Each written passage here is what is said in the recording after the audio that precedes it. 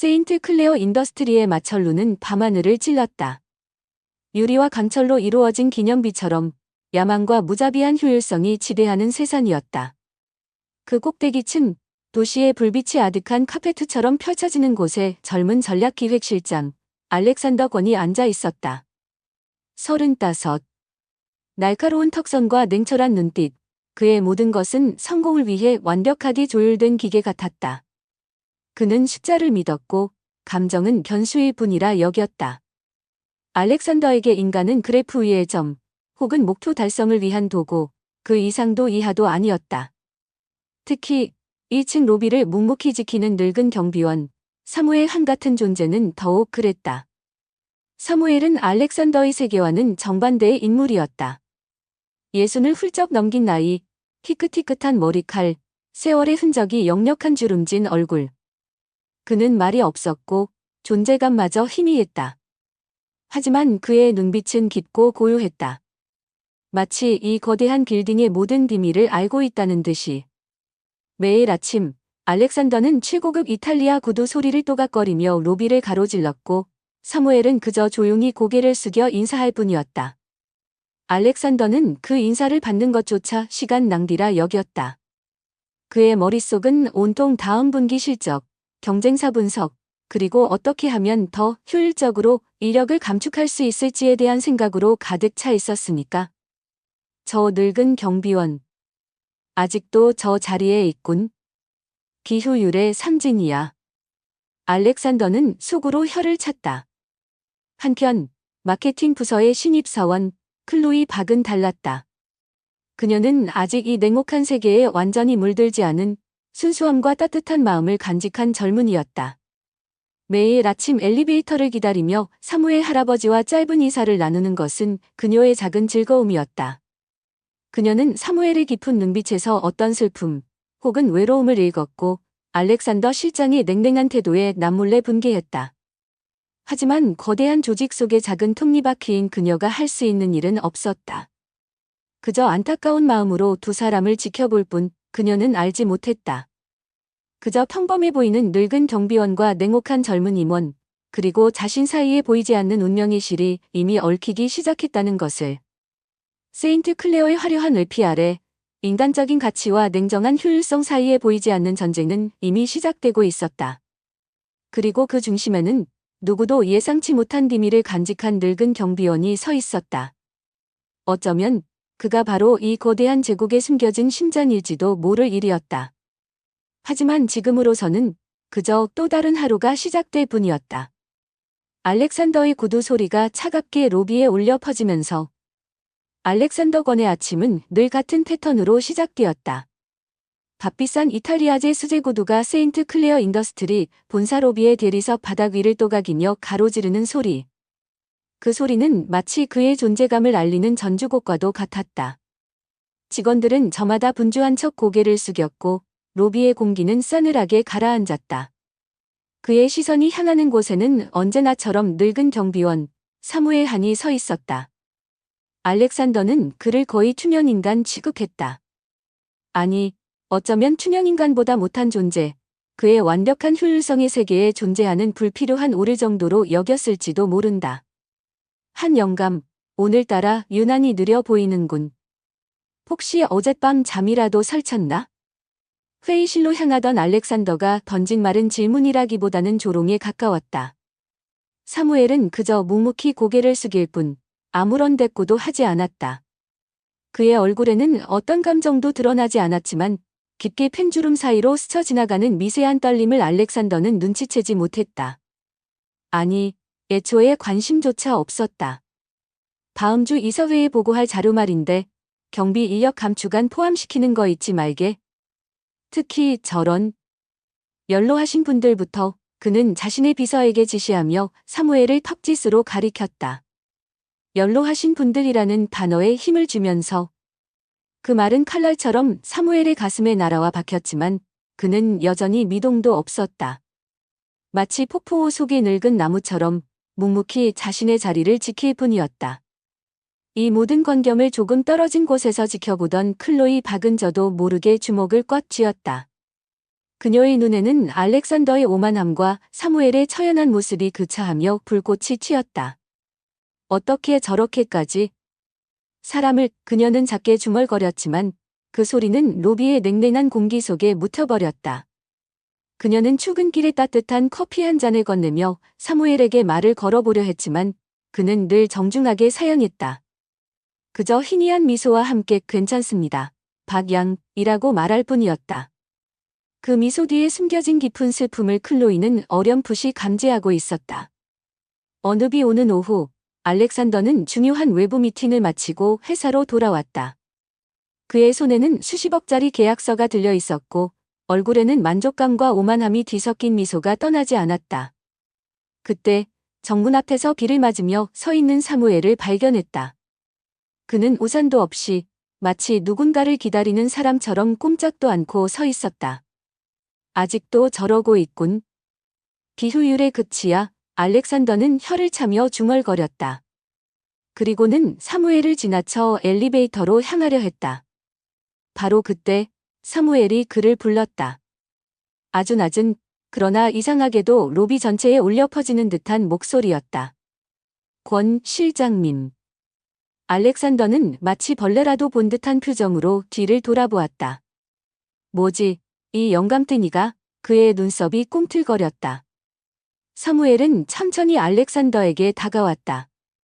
그의 손에는 낡고 뒷바랜 가죽 수첩 하나가 들려 있었다. 비에 젖어 축 처진 그의 어깨는 더욱 왜소해 보였다. 하지만 그의 눈빛만은 달랐다. 이전의 공허함 대신 형형한 빛이 감돌고 있었다. 마치 오랫동안 잠자던 화산이 깨어나는 듯한 그런 눈빛이었다. 드릴 말씀이 있습니다. 사무엘의 목소리는 여전히 낮았지만 그 안에는 거부할 수 없는 어떤 힘이 실려 있었다. 알렉산더는 자신도 모르게 침을 꿀꺽 삼켰다. 평소에 그라면 당장 소리를 지르며 그를 내쫓았겠지만 이상하게도 발이 떨어지지 않았다.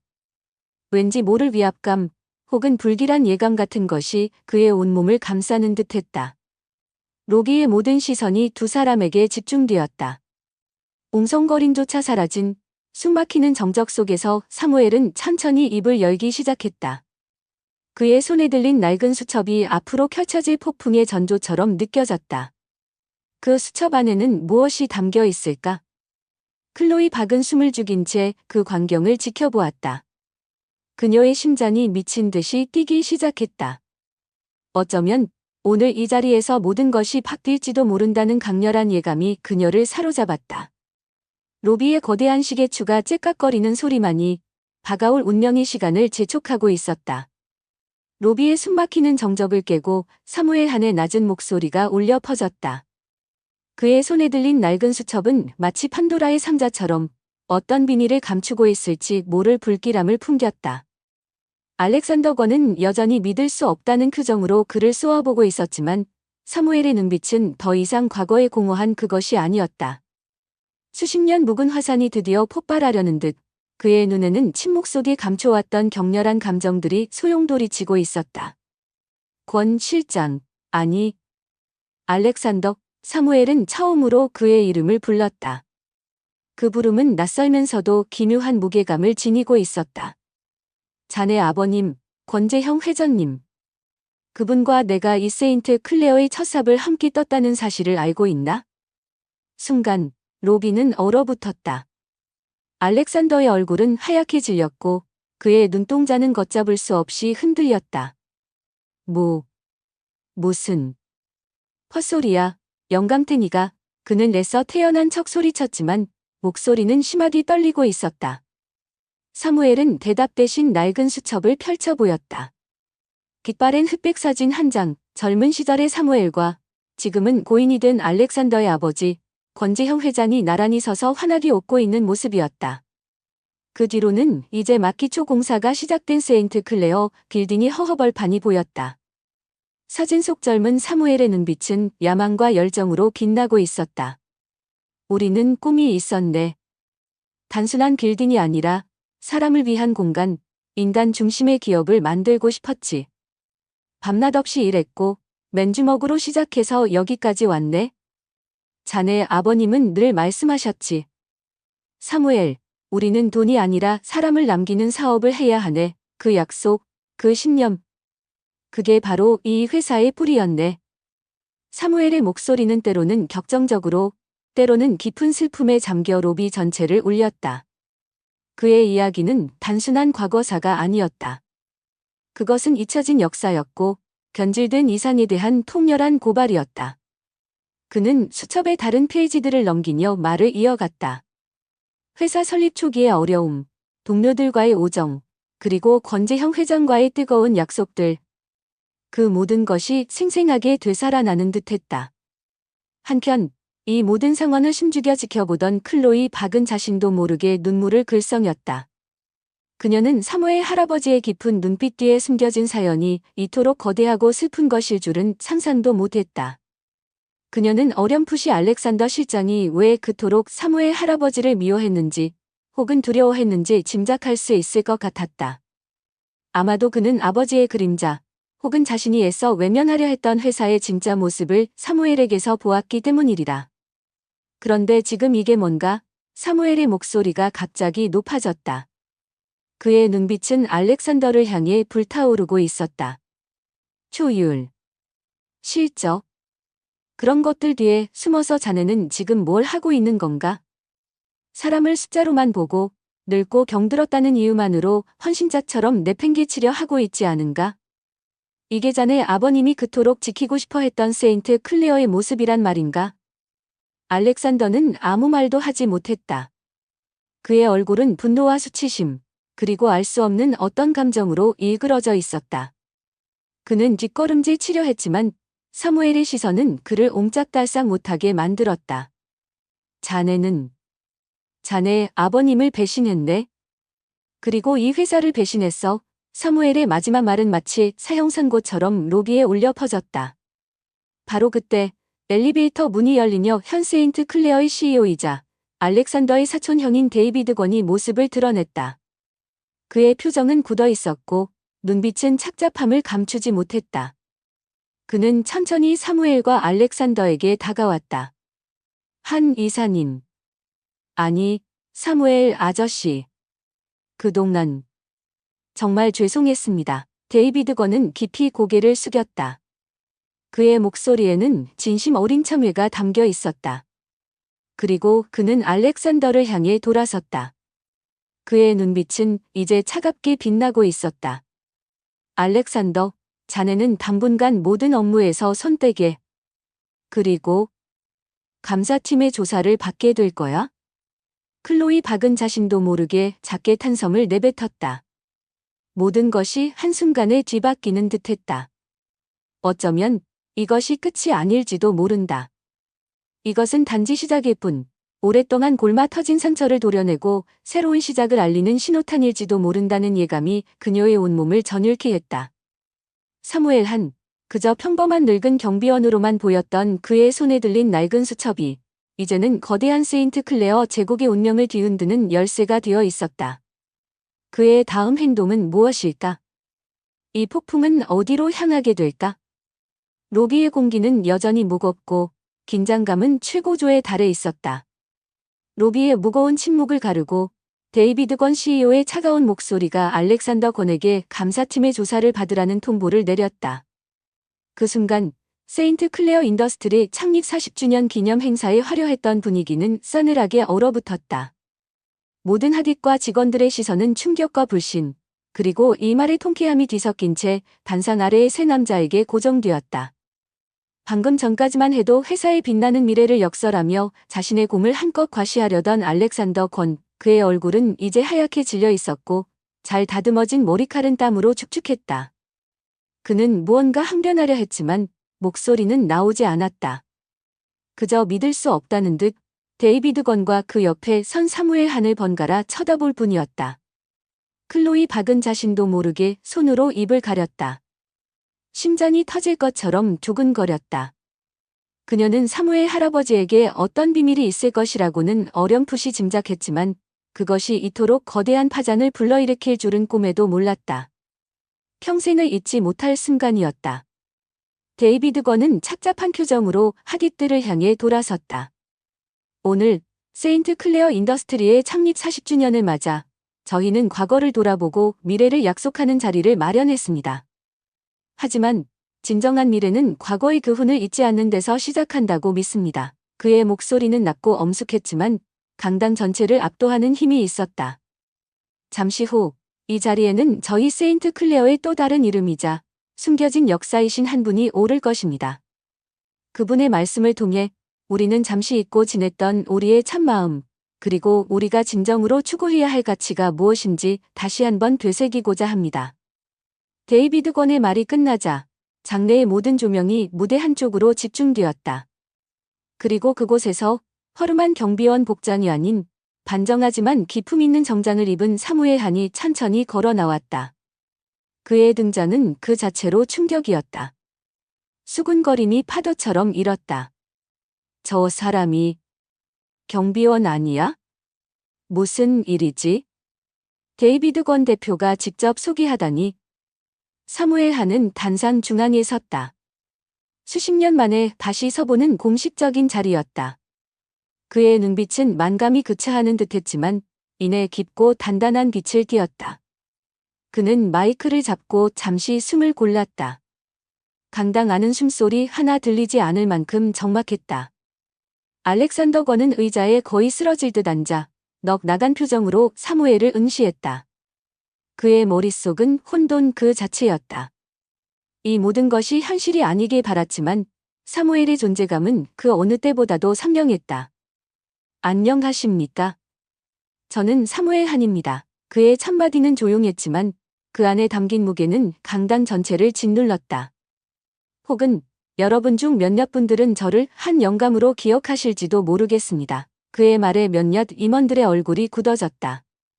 40년 전 저는 고인이 되신 권재형 회장님과 함께 이 세인트 클레어의 첫 벽돌을 쌓았습니다. 우리는 가진 것 없는 젊은이들이었지만 꿈과 열정만큼은 누구에게도 뒤지지 않았습니다. 우리의 꿈은 단순한 성공이 아니었습니다. 사람을 존중하고 함께 성장하며 사회에 기여하는 기업을 만들고 싶었습니다. 그것이 바로 세인트 클레어의 정신이자 우리가 목숨처럼 지키고자 했던 약속이었습니다. 그의 목소리는 때로는 회한에 잠겼고 때로는 불같은 열정을 토해냈다. 그는 지난 몇 달간 경비원으로서 지켜본 회사의 현실을 담담하지만 날카롭게 지적했다. 시적 지상주의, 비인간적인 효율성 경쟁, 그리고 그 과정에서 소외되고 잊혀가는 인간적인 가치들. 저는 보았습니다. 서로의 눈을 마주치지 않고 오직 자신의 이익만을 쫓는 사람들. 젊다는 이유로 오만하고 늙었다는 이유로 무시당하는 현실. 그리고 그 모든 것을 효율이라는 이름으로 정당화하는 조직 문화를 말입니다. 사무엘의 시선은 알렉산더 권에게 향했다. 알렉산더는 고개를 숙인 채 아무런 말도 하지 못했다. 아니, 할 수 없었다. 그의 어깨는 가늘게 떨리고 있었다. 권재형 회장님은 늘 말씀하셨습니다. 기업은 건물이 아니라 사람이다. 라고. 저는 그분의 아들인 데이비드 권 대표가 그리고 이 자리에 계신 모든 세인트 클레어 가족 여러분이 그 말씀을 잊지 않으셨기를 바랍니다. 그는 잠시 말을 멈추고 객석을 천천히 둘러보았다. 클로이 박은 눈물을 닦아낼 생각도 잊은 채 그를 바라보고 있었다. 그녀의 마음속에는 뜨거운 감동과 함께 정의가 살아있다는 안도감이 차올랐다. 오늘 이 자리를 빌려 분명히 말씀드립니다. 세인트 클레어는 견해야 합니다. 숫자와 실적 뒤에 가려진 인간의 가치를 회복해야 합니다. 그것만이 우리가 지난 40년의 역사를 자랑스럽게 여기고 다가올 미래를 당당하게 맞이할 수 있는 유일한 길입니다. 사무엘 한이 연설을 마치고 고개를 숙이자 처음에는 어색한 침묵이 흘렀다. 하지만 이내 한 사람, 두 사람. 박수 소리가 터져나오기 시작했고 순식간에 강단은 뜨거운 박수와 환호로 가득 찼다. 어떤 이들은 눈물을 흘렸고 어떤 이들은 자리에서 일어나 기립박수를 보냈다. 그 박수 소리는 마치 세인트 클레어의 새로운 시작을 알리는 우렁찬 함성처럼 들렸다. 데이비드 권은 다시 단상으로 올라와 사무엘 한의 손을 잡았다. 그리고 하디트를 향해 선언했다. 오늘부로 사무엘 한 공동 창업주께서는 세인트 클레어 인더스트리의 명예 고문으로 위촉되셨음을 알려드립니다. 그리고 알렉산더 권 실장은 모든 보직에서 해임되며 즉시 감사에 착수할 것입니다. 알렉산더 권은 더 이상 버티지 못하고 의자에 주저앉았다. 그의 손에서 힘없이 흘러내린 축서 원고가 바닥에 나뒹굴었다. 화려했던 그의 가면은 산산조각 났고 그 아래에는 초라하고 비참한 민낯만이 남아있었다. 그 순간 강당의 모든 조명이 꺼지고 무대 뒤편의 대형 스크린에 빛바랜 흑백 사진 한 장이 떠올랐다.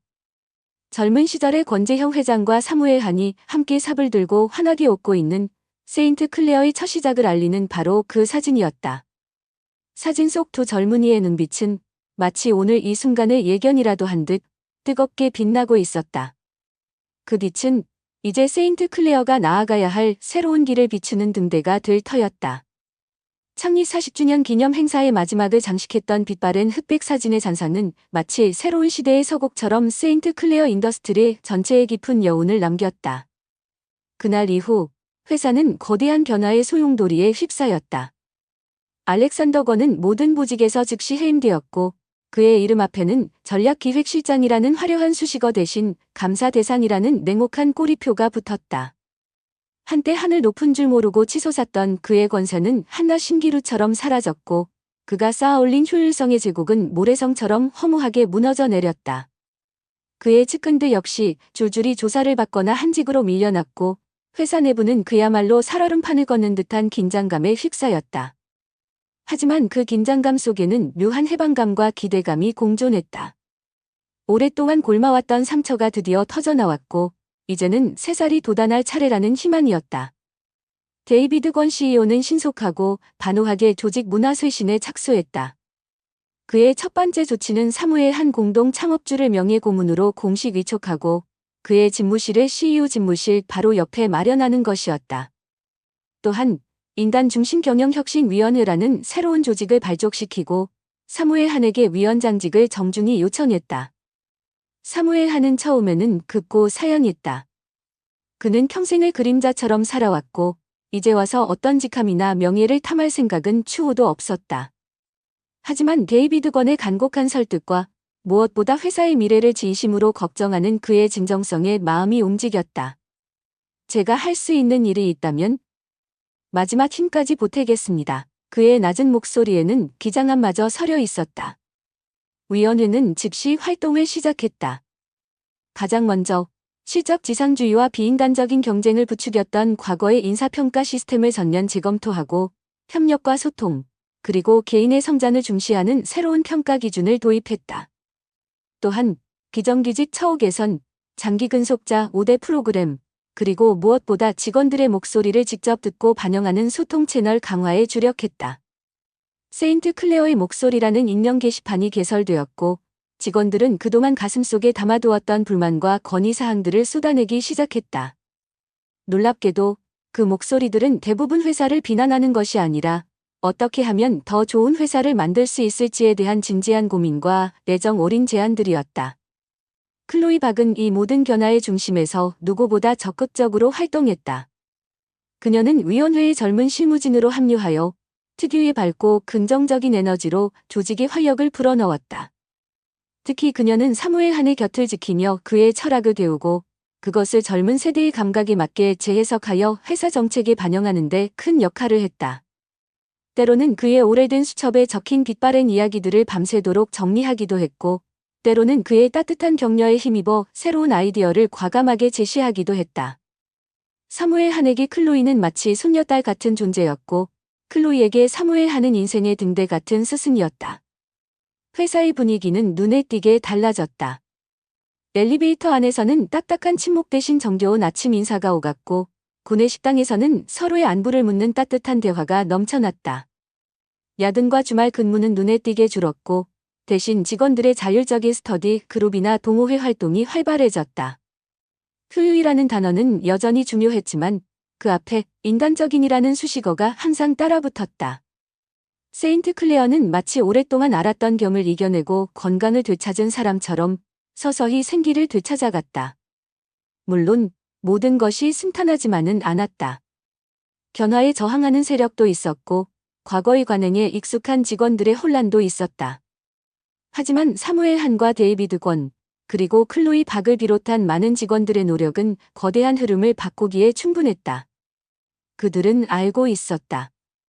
진정한 변화는 하루아침에 이루어지는 것이 아니라 한 사람 한 사람의 작은 용기와 실천이 모여 만들어가는 긴 여정이라는 것을. 그리고 그 여정의 끝에는 분명 더욱 단단하고 따뜻한 세인트 클레어가 기다리고 있을 것이라는 희망을. 세인트 클레어 인더스트리의 이야기는 그리고 그 중심에 섰던 늙은 경비원 사무엘 한과 젊은 이상주의자 클로이 박의 이야기는 단순한 기업 내부의 파란으로 끝나지 않았다. 그것은 마치 잔잔한 호수에 던져진 돌멩이가 만들어낸 파문처럼 우리 사회 전체의 인간 존중과 겸손의 가치, 그리고 진정한 리더십의 의미에 대한 깊은 성찰을 던져주었다. 화려한 성공 신화 뒤에 가려진 개인의 희생과 효율성이라는 이름 아래 묵살되었던 인간적인 가치들이 수면 위로 떠오르면서 사람들은 다시 한번 무엇이 진정으로 중요한 것인지 되묻기 시작했다. 사무엘 한, 그는 평생을 그림자처럼 살아왔지만 그의 삶 자체가 하나의 거대한 울림이었다. 그는 권력의 정점에서 모든 것을 내려놓고 가장 낮은 곳으로 내려와 묵묵히 세상을 관조했다. 그의 침묵은 단순한 체념이 아니었다. 그것은 폭풍전야의 고요함이었고 진실을 향한 오랜 기다림이었다. 그리고 마침내 그가 입을 열었을 때 그의 목소리는 그 어떤 웅변보다도 강력한 힘으로 세상을 뒤흔들었다. 그는 우리에게 보여주었다. 진정한 권위는 직함이나 재산에서 나오는 것이 아니라 진실을 말하는 용기와 타인에 대한 깊은 이해, 그리고 견치 않는 신념에서 비롯된다는 것을. 클로이 박, 그녀는 어쩌면 우리 시대 젊은이들의 초상일지도 모른다. 불의를 보고 분노할 줄 아는 순수한 열정과 작은 힘이 남아 보태고자 하는 용기. 그녀는 거대한 조직의 부조리함 속에서도 희망을 잃지 않았고 사무엘 한이라는 뜻밖의 스승을 만나면서 자신의 신념을 더욱 단단하게 키워나갔다. 그녀의 모습은 우리에게 일깨워준다. 세상은 저절로 바뀌지 않는다고. 누군가의 용기 있는 외침과 작은 실천들이 모여 거대한 변화의 물결을 만들어낸다는 것을. 그리고 그 변화의 시작은 바로 우리 자신 안의 작은 목소리에 귀 기울이는 데서 출발한다는 것을 말이다. 세인트 클레어 인더스트리의 유산은 더 이상 최첨단 빌딩이나 눈부신 실적만으로 평가되지 않을 것이다. 진정한 유산은 위기의 순간에 회사를 바로 세웠던 한 노인의 지혜와 용기, 그리고 그 가치를 이어받아 새로운 시대를 열어갈 젊은 세대의 열정 속에 살아 숨쉴 것이다. 기업의 본질은 이윤 추구를 넘어 인간을 위한 가치를 창조하고 사회와 함께 성장하는 데 있다는 평범하지만 위대한 진리를 세인트 클레어는 값비싼 대가를 치르고서야 깨달았다. 이제 사무엘 한은 더 이상 로비의 외로운 경비원이 아니다. 그는 세인트 클레어의 살아있는 역사이자 흔들리지 않는 정신적 지주이다. 그의 집무실 창밖으로는 여전히 분주한 도시의 풍경이 펼쳐지지만 그의 시선은 더 이상 과거에 머물러 있지 않다. 그는 창문 너머 새롭게 태어날 세인트 클레어의 미래, 그리고 그 미래를 만들어갈 젊은이들의 빛나는 눈동자를 바라보고 있다. 그의 입가에는 잔잔한 미소가 떠오른다. 마치 이제 모든 것이 제자리를 찾았다는 듯이. 혹은 이제부터가 진짜 시작이라는 듯이. 그 미소는 어쩌면 우리 모두에게 던지는 희망의 메시지일지도 모른다.